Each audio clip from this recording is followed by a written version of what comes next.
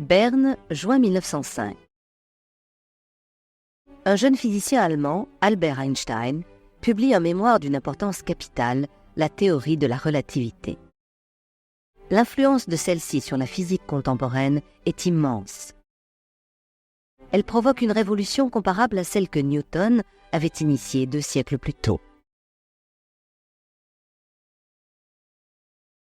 Einstein remet en effet en question les catégories traditionnelles de l'espace et du temps.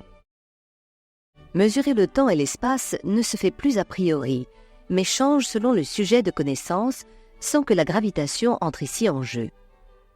La lumière, en revanche, se déplace toujours à la vitesse de 300 000 km/s.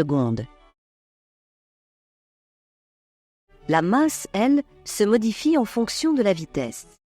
À la vitesse de la lumière, les plus petites particules deviennent si lourdes que toute accélération supplémentaire s'avère impossible. Les noyaux d'atomes peuvent donc à cette vitesse dégager une énergie considérable. C'est à partir de ces travaux que se développeront les recherches sur l'énergie et la bombe atomique.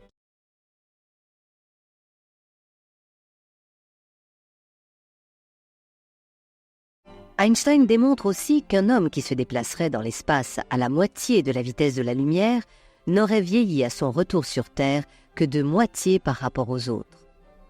C'est ainsi qu'Einstein propose sa fameuse formule E égale mc2. L'énergie est égale au produit de sa masse par le carré de la vitesse de la lumière. Après avoir enseigné à Zurich et Prague, Einstein accepte en 1913 une chaire à l'université de Berlin. En 1921, il obtient le prix Nobel de physique pour son interprétation de l'effet photoélectrique fondé sur la théorie des quanta. Avec la montée du nazisme, Einstein, de confession israélite, quitte l'Allemagne et s'installe aux États-Unis où il vivra jusqu'à sa mort en 1955.